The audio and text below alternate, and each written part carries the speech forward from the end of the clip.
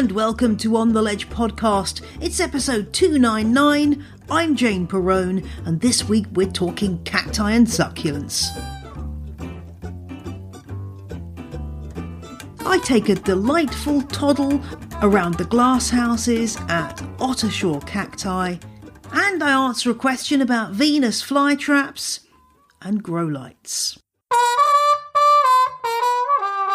Hello and welcome to the show. You may have noticed that the 300th episode is incredibly close. It's only, 2 weeks away.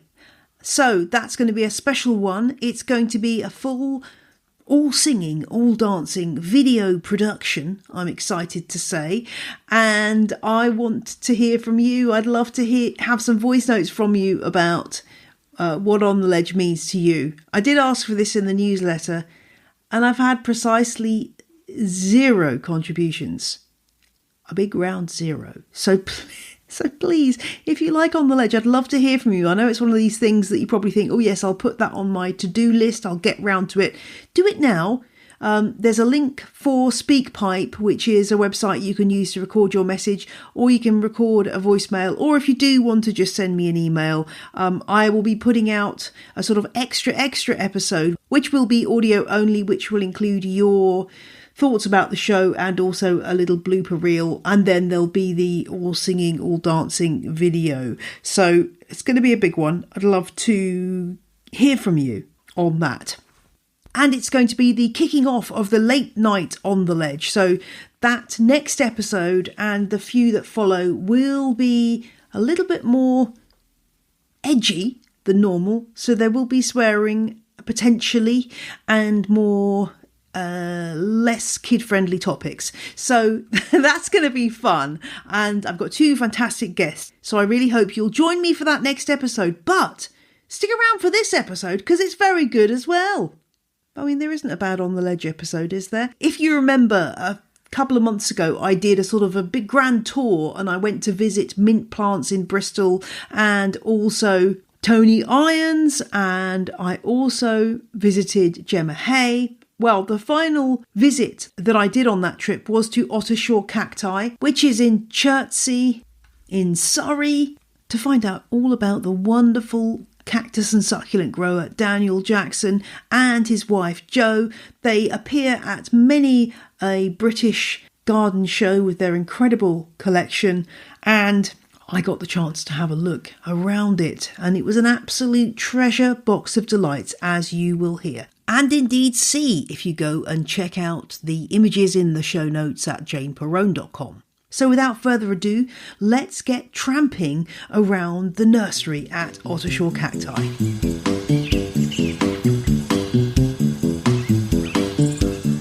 Hi, we are Joanne and Daniel Jackson, Ottershaw Cacti. It's great to be here in this wonderful greenhouse. This is serious business here. We've got a lot of plants that I recognise from your Chelsea displays. I don't know where to start, guys. I'm just looking around, having a bit of a moment here because you've got so many of my absolute favourite plants here. Where did this all start? How did we get to this point? Was it just a childhood cactus collection that went a bit out of control, Daniel? So I started when I was 11. I went to the supermarket with my parents and just bought a cactus that we saw at the co-op. And gradually over the years I've gotten more and more. Just a bit. Yeah, when I went out to work, the guy I was working for, he had a collection, and that just sort of helped push it on even further. Now, you do shows, you sell plants. What's really catching people's attention in the world of cacti and succulents right now? What are you taking a lot of to the shows this year to sell? Probably the succulents are more popular than the cacti. And I would say aeoniums and echeverias are the real things that catch people's attention at the moment.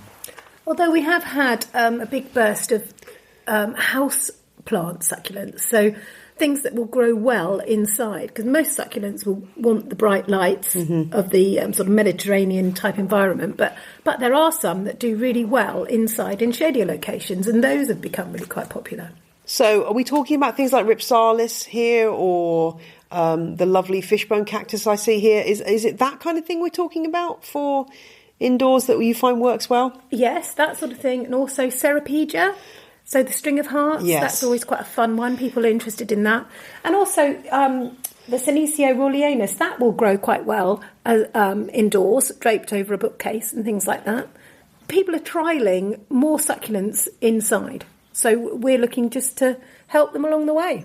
Yeah, absolutely. I think that with the string of hearts, I find with my plant that it's so sensitive to light. So if you get a plant that is going a bit stringy and long, I just try to cut it off and move it into more light. It's very, very flexible. Let's go and have a look at this, actually. It's over here, these beautiful string of hearts. Now, I can tell that this one's getting loads of light because the leaves are not nice and compact and fleshy. Although this must be a different... Is this a different variety here, or is this the species? And yeah, so this is that one's the variegated the variegated form? Okay. Yeah. Yeah, I mean, these are so lovely and healthy. What I love about these is you can just sort of take a set of shears and just go, because they do get really, really long. And it's also interesting here to see that you've got the seed pods, which are exploding off here, and creating a little parachute. You might get some of these poking up in some of your pots if that they fall. Often, if you lift up the drape of the flowers, there's these corms underneath. Yes, yeah. And they're really good as well. But I'm just lifting this one. I can't see any at the minute. Yeah, they. Growth's fairly new. Oh, this is good. Oh, right, okay. Older growth. Yeah, it's an amazing one, isn't it? It's very, very beautiful. And that, you're right, that is so popular. What else have we got here that I wanted to ask you about? Ripsalis. Which Ripsalis is this here? Because I mean, I like Ripsalis, but I don't think I've... Oh, Floccosa. Okay, I don't think I know this one particularly well. I think this is a bit of a Marmite plant. Well, occasionally when I talk to people, they sort of say, oh, what is it? It's just like a pile of sticks. But I love it. It looks like spaghetti. I've just got into them in the last probably 2 or 3 years. Nice and easy to grow. I imagine quite easy to propagate as well. You can just take a bit of this off and root it. Yeah, we've done that. Yeah. But it does look a bit of a mess, I agree with you. Yeah, it's quite sort of like a bad hair day, isn't it? That's the trouble. It's not necessarily something that appeals to everybody. I can totally understand that. But I know from seeing your stand at shows that also the other thing that people love are these little sort of jewel-like succulents, like the Gasterias we've got here, and the Haworthias. Tell me what it is about these that you love. Well, Gasterias, I do like the flowers and the texture on the leaves. Yeah, this is really kind of almost warty, isn't it? And very, very cool looking. And the way that it's sort of splayed out in like a fan, it's a very appealing. It's a very appealing plant. And the Haworthias, of course, have these unusual plant windows, so they're taking in light through these sort of frosted glass look to them, don't they? Which is just really, really appealing. Although I have to say, I've lost a few Haworthias in the last couple of years. I think maybe my care was a little bit lax. Any care tips for the Haworthias? Well, they do want to dry out between waterings. They don't like blistering hot sun. Yes, I think this is where I might have gone wrong with mine, that they were in my greenhouse and they were just getting too hot and almost sunburnt. They needed a little bit more shade. They're native to South Africa, aren't they? And yeah. would grow at the base of mountains or trees in a shadier location. Yeah, they will benefit from being repotted. And when you repot, if you shake off the compost, you'll find that there's lots of dead roots underneath, and they really ought to come out. Right, so you can just snip those off, presumably? They'll just come off in your hand. They'll just come off in your hands, right. And will they re-root if you lose a few roots like that? Will they kind of come back? Usually re-root very easily. Oh, that's good to know. That's good to know. I'm looking around me and I'm thinking, gosh, there's a massive Cordex there. I don't know which. Is that Dioscorea or... Yeah. There's a massive... I mean, it's the size of a lot... It's just bigger than a football. It's gnarly. It's got this sort of quite a lot of top growth. How on earth do you transport these to shows? How does the logistics of shows work in terms of getting everything ready to display? Well, every plant is different. Probably the most important thing to do is to secure the pot, because if the pot can't move, then that's half the battle. And then the top growth then has to be secured. So if it was a tall growing cactus, we'd wrap it in bubble wrap and wire it to the side of a trolley. A plant like that Dioscorea there, you couldn't really wrap that because of the leaves on the top, so you'd secure that framework to the side of the trolley and just keep your fingers crossed, really. Oh my gosh. Do you ever have any disasters? Have you ever lost anything or damaged anything going to these shows? Nothing that was not replaceable. We've lost a few branches on some aeoniums. Aeoniums are not priceless plants. They're quite quick growing. I'd hate to lose some branches from some of the cacti and things. This elephant's foot, the cordiciform, I mean, that must be... How old is that? That must be... That's a decent size. Yeah, I had that one back when I was a teenager, so that one's well over 30 years now. I need to go and have a closer look at this because it's just blowing my mind, the amazing structures of the cordex. It's like a stratum of layers on the surface there. How do you make sure this stays in good health? Is it one of these things where you've got to be very careful with the watering so you don't rot things?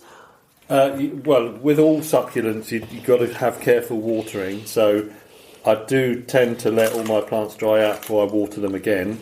This one is actually a winter grower, so it would get a drink during the summer, but not very much. And we'd start watering it properly when the growth starts, usually about August time. So the growth that we're seeing here, this will start dying back, will it? As summer moves on, we're in March now, but presumably this dies back. Yeah. So hopefully it will still be in leaf and looking good for Malvern in early May. After that, I think the leaves will start to turn yellow and drop off. They make a huge mess all over the other plants. So ideally, I'd like to move it out, but never really get to that point. Oh, it's absolutely amazing. I can't get my head round that amazing surface of... I have to take a photo of that. I'll put it in the show notes because it's just blowing my mind. It's like... it's so solid. And does this get lots of attention when you take it to shows? Yeah, lots of people would like to grow those. We do sometimes have some for sale, but they're really quite slow from seed. Yeah. Oh, my gosh. Yeah. It is absolutely amazing, and you've got another one behind you as well, which isn't quite as big, but it's still pretty impressive. I mean, I'm just slightly blown away by this. All these amazing plants. And how do you, when you're selling, do you do a lot of propagating of your plants, vegetative propagation to make new? Are you growing from seed? Are you buying in? What's your... Well, or a little bit of everything? We try and grow everything ourselves. So cuttings is a good way, because if a plant will come from a cutting, then usually it will make a saleable plant quite quickly. We do grow all the cacti from seed. That's quite a slow process, because it will be probably 3 years before we've got a 6 centimetre plant for sale. But there are a few things that we do buy in, because they're just almost impossible to grow successfully and quickly. Yeah. And is there anything in here that you absolutely... Presumably things like this, these are your own plants that you're never going to sell. This is I wouldn't sell that. No. Absolutely. Well, I'm just looking around, just absolutely blown away by all of the amazing things in here. Now we're moving down towards these Areocarpus. These are becoming really, really popular, but I don't think they're the easiest thing to grow. I've not grown these, but they seem to be very choice. People, a little bit something people... Well, they are quite choice. The plants you're looking at here, many of them are well over 20 years, and they're still in 5-inch pots. Yeah, so they're slow growers. They're very, very slow growers. Probably quite sensitive to too much water, so more difficult than most succulents. I mean, presumably in that sense, you're not probably selling many of these to the general public, because it's a hard sell. It's a difficult plant. It's going to grow slowly. So if we were going to sell them, I mean, we do have some youngish plants, but the price is quite high because the plants are quite old, and It's probably one of the most expensive plants we've got on the nursery, isn't it? Yeah. I guess that's what perhaps people don't really relate to when they're looking at prices of plants, is oftentimes the price is related to just how long it's taken to, and how easy it's been to get that plant up to the size it is, right? Yeah. And the rarity of it. Yeah, absolutely. And something like, I don't know, behind us we've got some, classic jade plant there. Obviously that's super easy to propagate and you can make more of that very simply, but which is reflected in the fact that it's a cheaper plant. But yeah, absolutely. I'm not going there with the Aerocarpus. That's a collection that I'm not going to start. I keep seeing cool things and just getting distracted. This is very, very distracting, guys. I'm just looking at this rather gnarly little number here.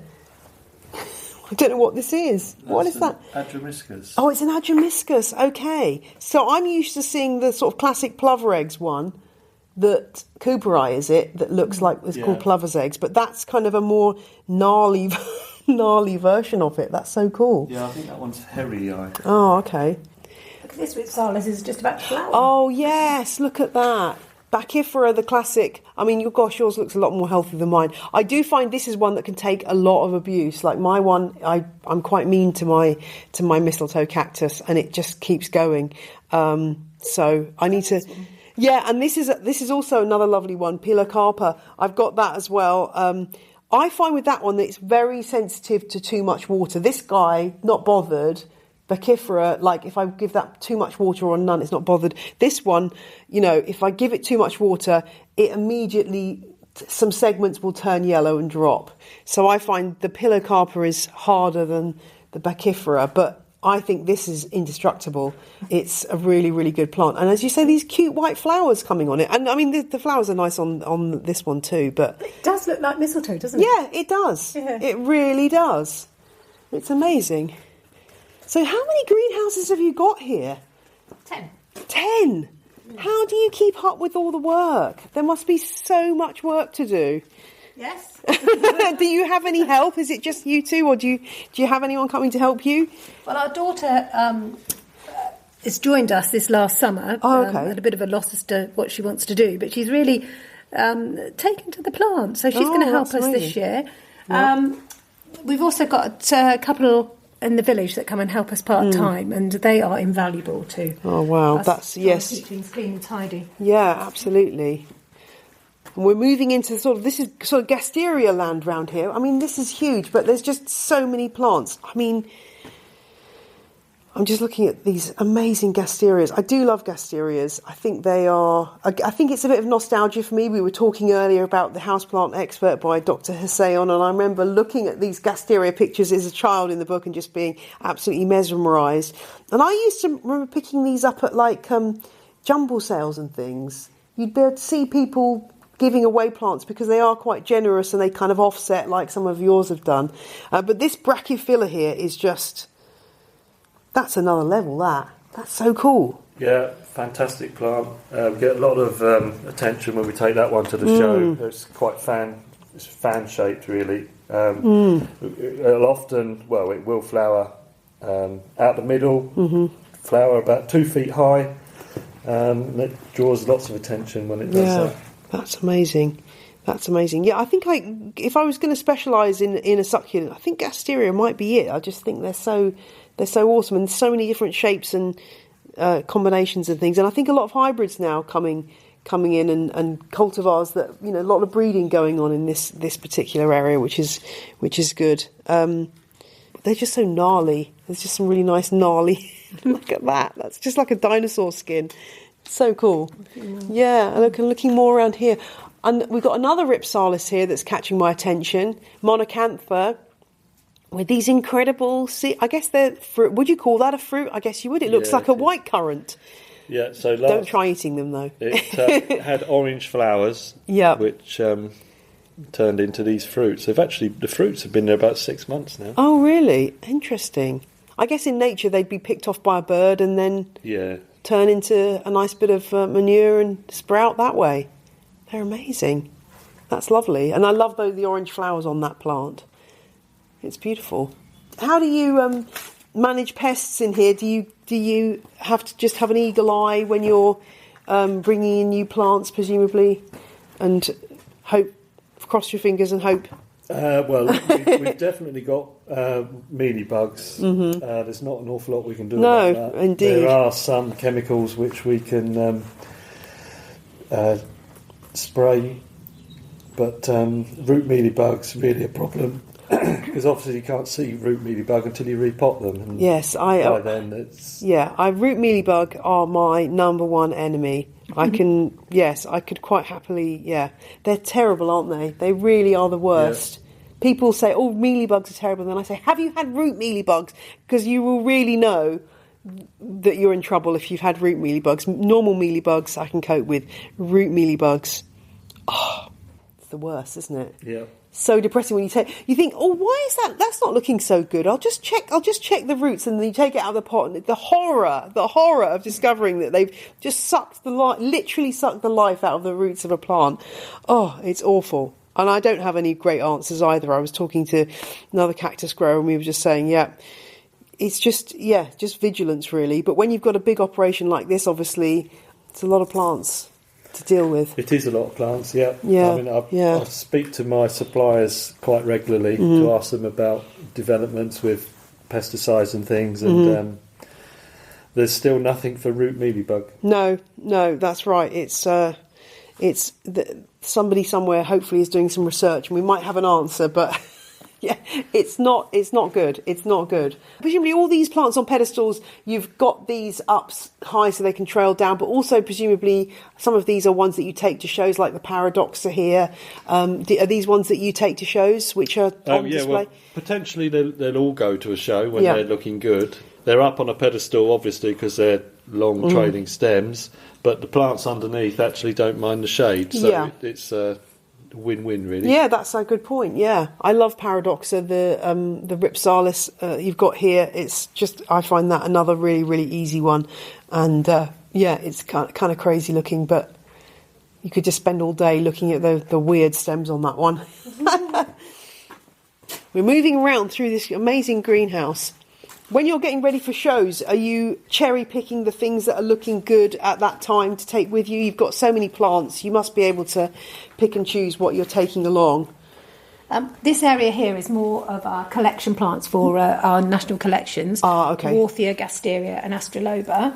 And Daniel sort of like pinched a bit of the space for some of his trailing hangy plants for the shows, but the show plants are next door. Yeah, okay. But exactly that though. So what we does the week before, 2 weeks in the run up to a show, is probably select 80 to 100 plants that we're going to display, and it really is what's looking good now. Mm-hmm. So I mean, we are fortunate that he can pick and choose and pick. Always does pick the best, and often he's got 7, 8, 9, 10 of the same thing. So he does have a lot of choice to choose. I'm getting distracted though by this massive Gasteria. This is like the sort of T-Rex of Gasterias. Gasteria diastica. How old must that be? Is that a fast grower, or is that going to be a really old plant? I think that one was from seed in about 94. Oh, so wow. It's like 30 years. Wow. It does. I mean, I want to say it's a dinosaur. It's a dinosaur Gasteria. It just looks so... that's just an epic plot. I'm lost for words looking at that. Tough. It's really tough. Is that one that you take to shows? Yeah, we've taken that one a few times. Yeah, it's beautiful. It's beautiful. Your dog's finding something to nibble on.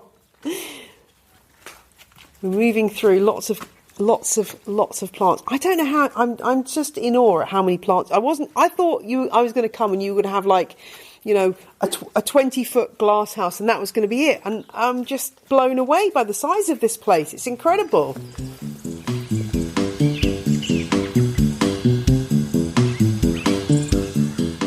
More from Ottershaw Cacti shortly, but now it's time for Question of the Week.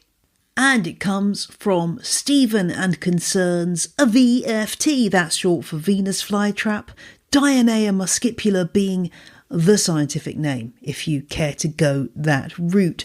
And the question from Stephen's an interesting one concerning growlights and carnivorous plants. Stephen has a VFT and posted about it in a Facebook group, and the other members of that group have weighed in, as people tend to do on Facebook, and said that his plant is not getting enough light. Now, Stephen's plant is under what he describes as a very high-powered full-spectrum grow light.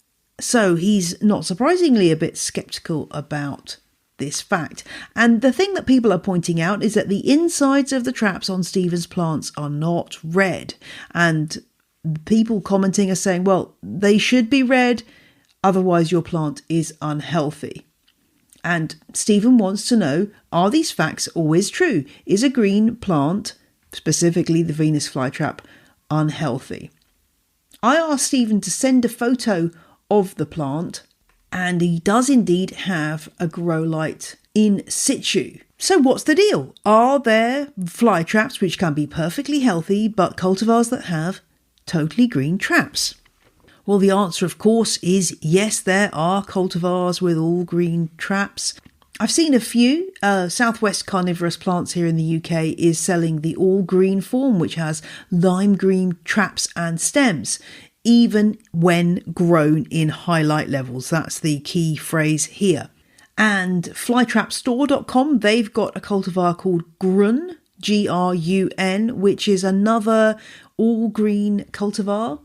And there's even one called Aurora Borealis that has whitish green traps.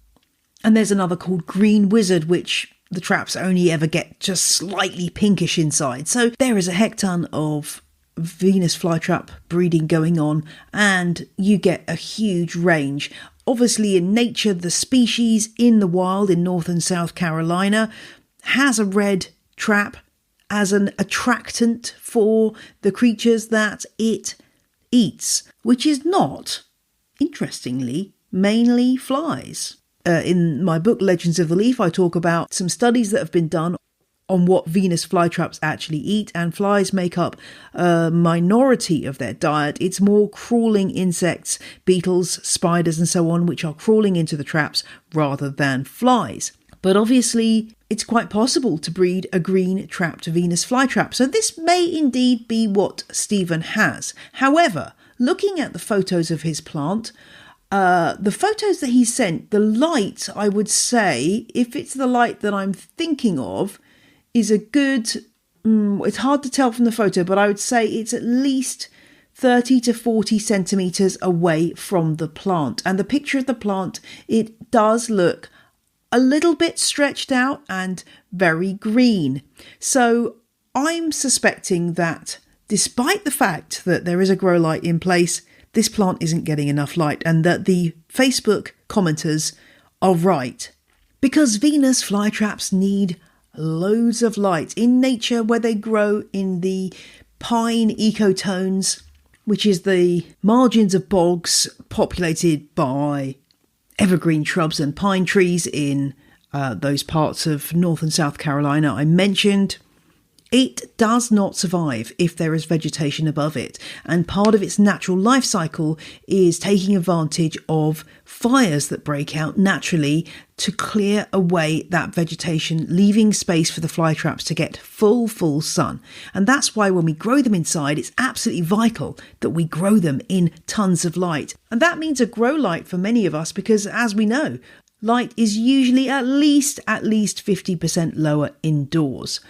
I suspect that Stephen's grow light just isn't close enough to the plant to make enough of a difference to its growth habit. I would also want to know what kind of timer the light's on. It should be on at least 12 hours a day to make a real difference.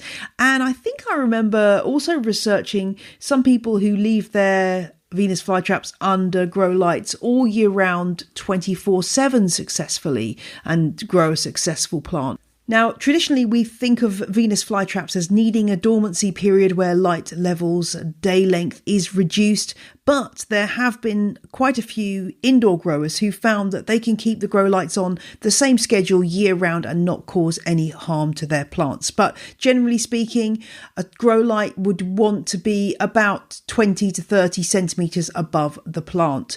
Depends on the individual grow light and how strong it is, but that would be my general rule for a domestic level grow light that you might be getting that isn't a professional one, if I can put it that way. So I think think moving this plant nearer to the grow light, Stephen, should help you see a more compact growth and also possibly some red tinging to those traps. It may not happen. You may find that you've got a green trapped cultivar. I suspect, though, if you've bought your Venus flytrap from a general seller, not from a specialist seller, not marked as a particular cultivar, then those traps may well start to redden up once you expose it to more light. Venus flytraps are not the easiest thing to grow, but really that is the key factor, is that really strong light that helps the plants to take on their proper form and be as awesome as they can be. Obviously, joining Facebook groups and getting people weighing in with comments can be perilous. I mean, I'm a member of many different Facebook groups, and sometimes the advice you get is correct, but delivered in a rather rude way by people who I don't know, they've chosen violence, if I can put it that way. They've chosen verbal violence. Sometimes, though, the information or the advice that you're given is just downright wrong, and it's hard to sift out the correct information. But I think in this case, Stephen, there is a rationale to giving your plant more light, whether or not that turns the traps red or not. So I hope that's helpful, Stephen. And if you've got a question for On the Ledge, do drop me a line on theledgepodcast@gmail.com, and I will do my best to help. And now it's time to go back to Chertsey in Surrey for more adventures at Ottershaw Cacti.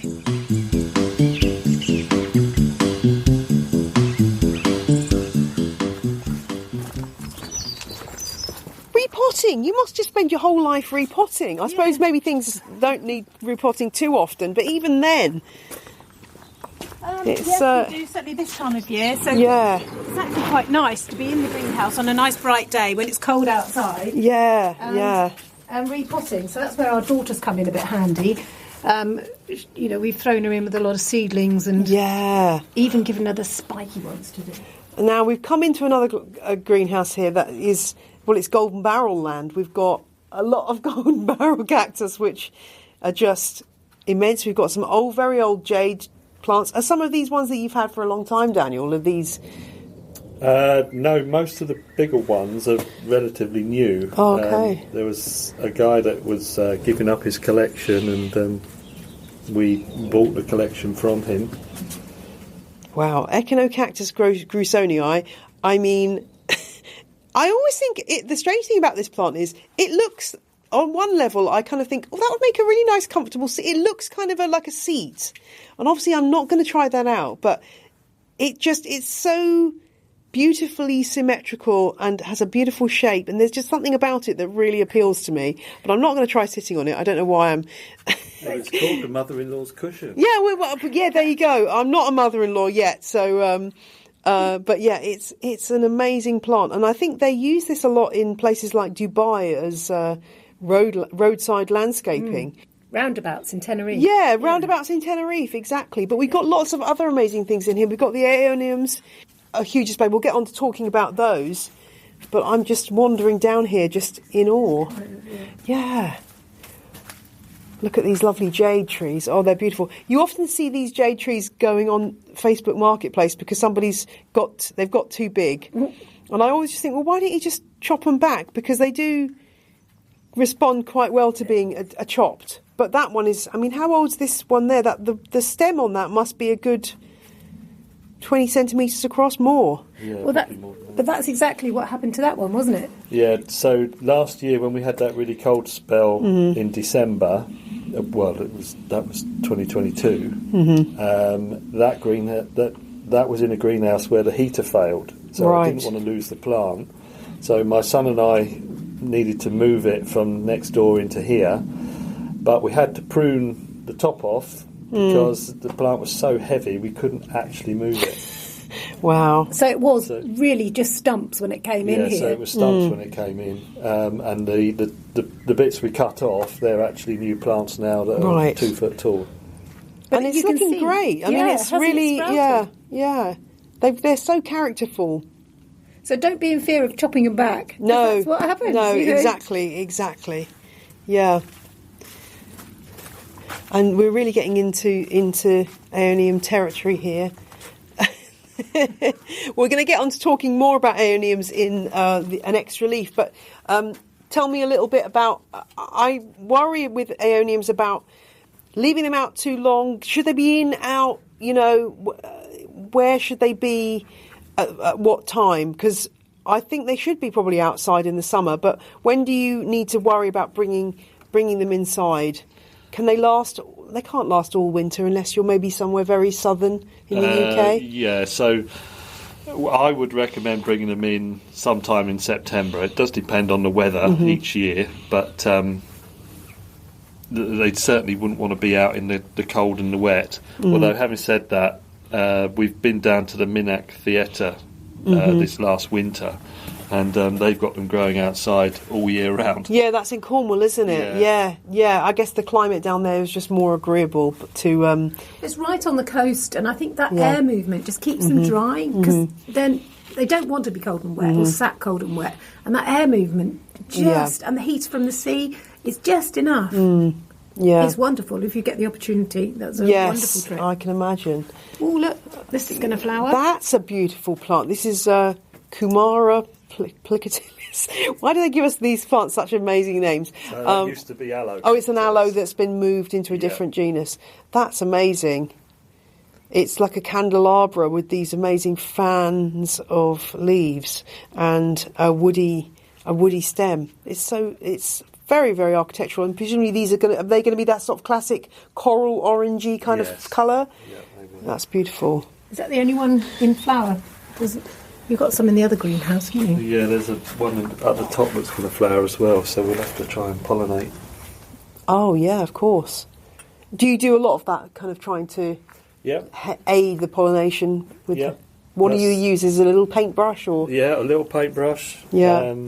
Makes a buzzy bee noise when he does it. They can be a bit problematic, plicatillis. We try every year, and they can be a bit hit and miss. So, I wonder what pollinates them in nature. Is it like a hummingbird or something? Maybe, I don't know. Oh, you're making the wrong sound then. Could be. I don't know. Yeah. It's lovely at this time of year to be in here, but I imagine this might get devilishly hot in the summer. You've got big fans up and everything. You're controlling. Yeah, it gets really hot, so we'll vent it as much as we can. So we take out the end glass, and then we got the fans to blow that cooler air through. It almost feels like the bubble wrap ought to come down soon. Yeah. Yeah, that's another big job. Gosh. When do you find time to sleep? Well, sometimes he gets so excited he can't sleep. Oh. Thinking about his plants all the time. Well, it's a really, really lovely display in here. As I said, I think we're going to chat about aeonium for an extra leaf. But is there anything else you wanted to tell me about for this main segment of the podcast before we close? I mean, again, we're now in a lovely display of cushiony kind of plants, including these lovely mammillarias. I bet these mammillarias make a lovely display when they're in flower. So they'll be flowering sort of May time. They'll have a ring of purple flowers in each head, and really popular. Yeah, they are. They always make a good display. Always at Chelsea, I'm always looking out for those. They're just absolutely gorgeous. And the gymnoclesiums, they're also nice. They have a bit bigger flowers, don't they? A bit more blousy. Yeah, but less of them. Less of them. Yeah, I mean, again... Interesting plant. Yeah. So this one here, this has got a good 30 centimetres across, seed sown in 1982. I'm always encouraging people to grow cacti from seed.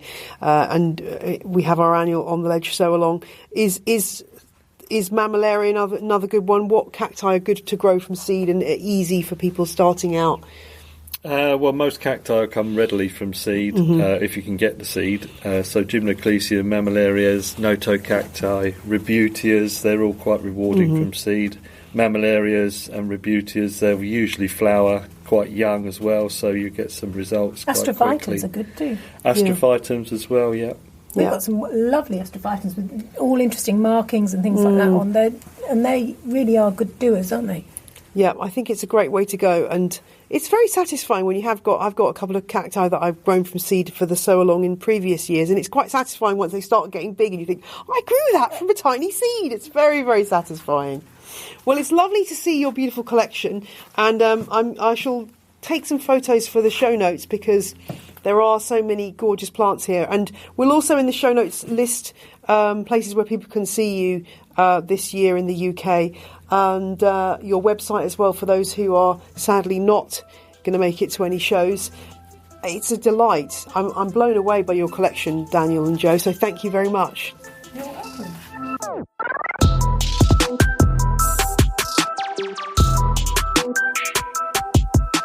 Thanks so much to the Jacksons for hosting my visit, and do check out the show notes for some wonderful images of the plants we talked about and all the links you need to find out more about the On the Ledge sew-along, a link to that Minack Theatre garden that the Jacksons were talking about, and much more. That's all for this week's show. I'll be back in 2 weeks with an extravaganza of On the Ledge content, so I will see you then. Have a great time. Enjoy your plants. Bye.